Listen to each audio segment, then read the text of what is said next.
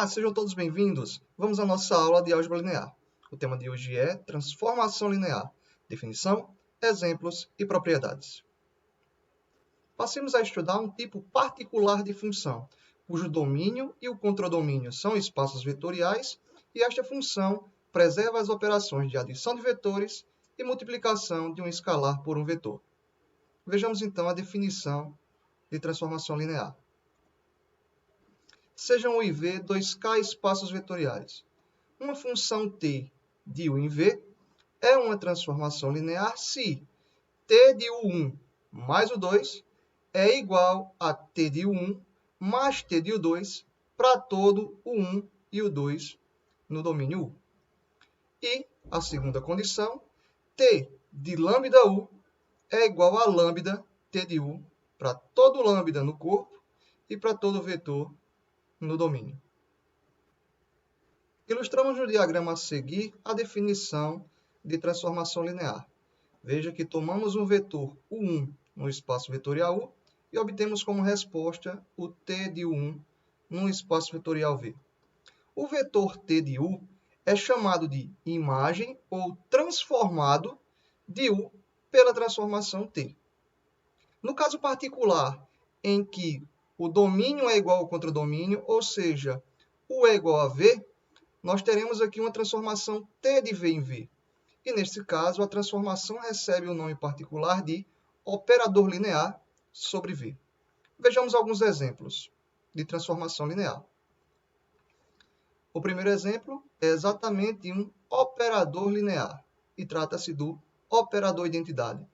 Então, seja V um K espaço vetorial. A função identidade id de V em V, definida por identidade de V, é igual a V para todo V no espaço vetorial. Essa função é um operador linear.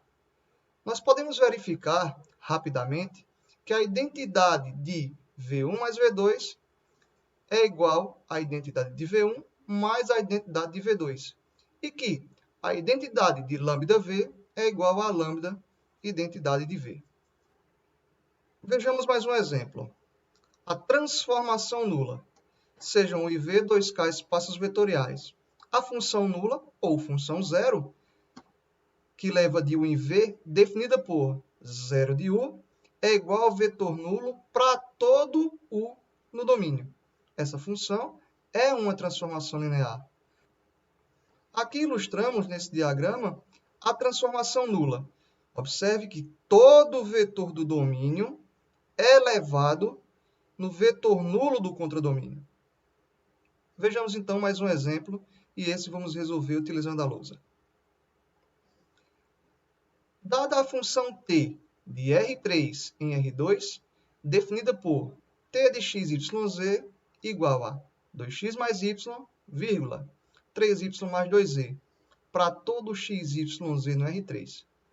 Verifique se t é uma transformação linear, ou seja, nós devemos verificar se a condição 1 e a condição 2 da definição de transformação linear são satisfeitas. Verifiquemos a condição 1.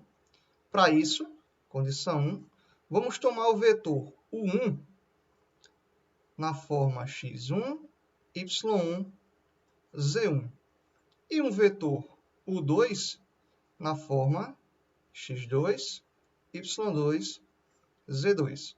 Observe que estamos tomando aqui vetores com 3 entradas, ou seja, estamos tomando vetores do R3.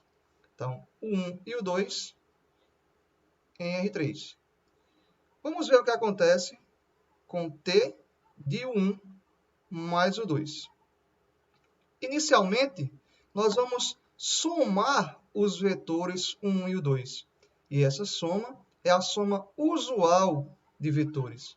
Então, teremos x1 mais x2, vírgula, y1 mais y2, vírgula, z1 mais z2. Agora, vamos aplicar a definição de função que ele nos deu. Observe que nós vamos fazer 2 vezes a primeira entrada mais a segunda entrada. Então, vamos lá. 2 vezes a primeira entrada, x1 mais x2. mais a segunda entrada, y1 mais y2, vírgula, menos 3 vezes a segunda entrada, mais 2 vezes a terceira entrada. Então, menos 3 vezes y1 mais y2, mais 2 vezes a terceira entrada, z1 mais z2. Dentro desses parênteses, o que nós temos é a operação com números reais. Vamos, então, utilizar a distributividade, regra do sinal e todas as operações. Então, teremos. Guardemos esse resultado. Vamos ver o que acontece agora se nós somarmos t de U1 com t de U2. Percebam que aqui primeiro vamos aplicar t no vetor U1. Então, vamos aplicar a definição apenas para o vetor 1 e, em seguida, para o vetor U2. Aplicando a definição para o vetor U1, nós temos 2x1 mais y1 menos 3y1 mais 2z1. Então, vamos ficar com 2x1 mais y1, vírgula, menos 3y1 mais 2z1. Mais. Quem é o t de U2? 2x2 mais y2, vírgula, menos 3y2 mais 2z2, vírgula. Só tirar essa marcação, deixar ela mais organizada. Vejam que o que a gente tem agora é uma adição de vetores no R2. Então, vamos pegar a primeira entrada com primeira entrada, uma vez que é a adição usual, segunda entrada com segunda entrada. Daí, nós vamos obter. Observe que nós podemos reorganizar cada uma dessas parcelas nas adições. Ou seja, eu posso reorganizar isso aqui como sendo 2x1 mais 2x2 mais y1 mais y2, vírgula, menos 3y1 menos 3y2 mais 2z1 mais 2z2. Lembrando, podemos fazer essa organização, pois aqui estamos trabalhando com números reais. E um corpo tem todas aquelas propriedades de comutatividade, associatividade e assim sucessivamente. Bem, observemos agora o seguinte. Quando calculamos o t de U1 mais U2, obtivemos essa expressão. E calculando separadamente t de U1 e depois t de U2 e somando os resultados, obtivemos a mesma expressão. Portanto, acabamos de mostrar que o t de U1 mais U2 é igual a t de U1 mais t de U2. E assim está satisfeito, então, a primeira condição da definição de transformação linear. Verifiquemos agora a segunda condição. Segunda condição. Nós vamos tomar um vetor arbitrário do domínio, U igual a x, y, z, do R3, e vamos tomar um escalar lambda no corpo dos reais. Calculemos, então, o t de lambda u. Observe que vamos primeiro fazer a operação multiplicação de escalar pelo vetor, ou seja, multiplicar o lambda pelas entradas do vetor u. Dessa forma, vamos obter. Agora, nós vamos aplicar a definição de transformação linear que foi dada, de função candidata à transformação linear que foi dada. Lembra, 2 vezes a primeira entrada mais a segunda, menos 3 vezes a segunda, mais 2 vezes a terceira. Então, vamos ficar com 2 vezes a primeira entrada, mais a segunda entrada. menos 3 vezes a segunda entrada, mais 2 vezes a terceira entrada, lambda z.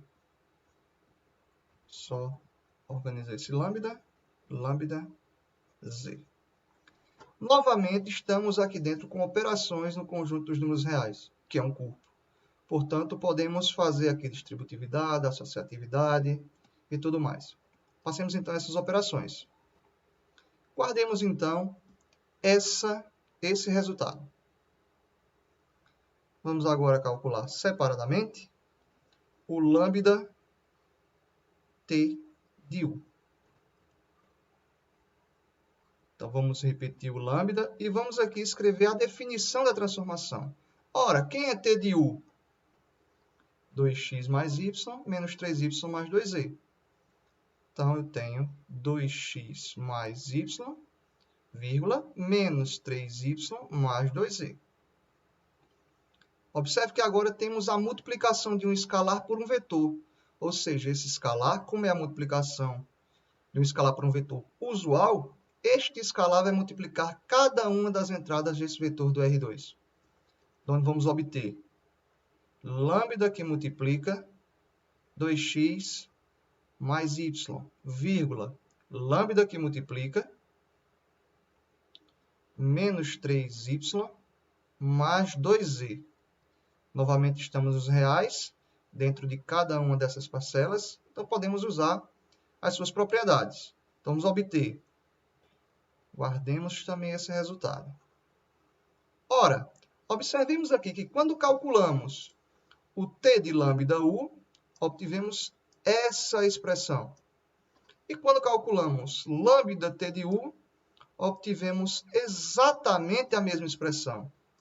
Portanto, nós acabamos de mostrar que o t de lambda u é igual a lambda t de u. Então, mostramos que t da soma é a soma dos t's e t da multiplicação de um escalar por um vetor é o escalar multiplicado pelo t do vetor, satisfazendo assim a condição 1 e a condição 2 da definição de transformação linear. Portanto, esta função, assim definida, é uma transformação linear do R3 no R2. Encerramos aqui a primeira parte da aula 8. Bons estudos!